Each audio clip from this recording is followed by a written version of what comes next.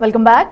వరి ధాన్యం కొనుగోళ్లలో గోల్మాల్ జరుగుతుందన్నారు మాజీ మంత్రి జీవన్ రెడ్డి. ప్రతి క్వింటాల్ మీద అధిక తూకం వేసి దాదాపు 250 రూపాయల రైతులు నష్టపోయేలా చేస్తున్నారన్నారు. తద్వారా ముఖ్యమంత్రి రేవంత్ రెడ్డి 2000 కోట్ల దోపిడీ చేశాడని ఆరోపించారు. ట్రక్ షీట్ తో సంబంధం లేకుండా ధర్మఖాటా తూకం ప్రకారమే రైతులకు చెల్లింపులు చేయాలని డిమాండ్ చేశారు. కరీంనగర్ జిల్లా గంగాధర మండలం బోరుగుపల్లిలో జరిగిన బీఆర్ఎస్ పార్టీ సభ్యత్వ నమోదు కార్యక్రమంలో జీవన్ రెడ్డి పాల్గొన్నారు.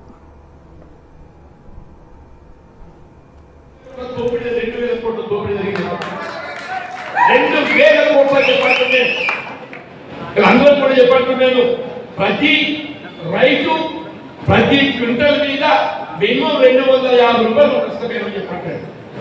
ఆ లెక్క చూసుకొని చిన్నట్టయితే నువ్వు ఒకవైపు ఏదైతుందో రైతు బలం చేయకొట్టి అసలు రైతుకు అన్యాయం చేసినావు. 6 వేల కష్టపడ రైతులు ఏదైతుందో ఎండకి ఎండి వాళ్ళకి నాన్నదక్కు తయారు చేసి చెప్పంటారు.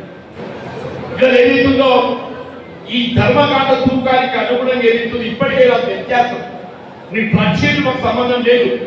ధర్మకాండ ఏదైతుందో రైస్ మిల్ దగ్గర అన్లోడ్ చేసే సమయంలో కల్లా వెయిట్ చేయడంతో ఆ ప్రకారం చేయాలి. మిల్లుకు పోయిన తర్వాత ధర్మకాండ ఉంటుంది.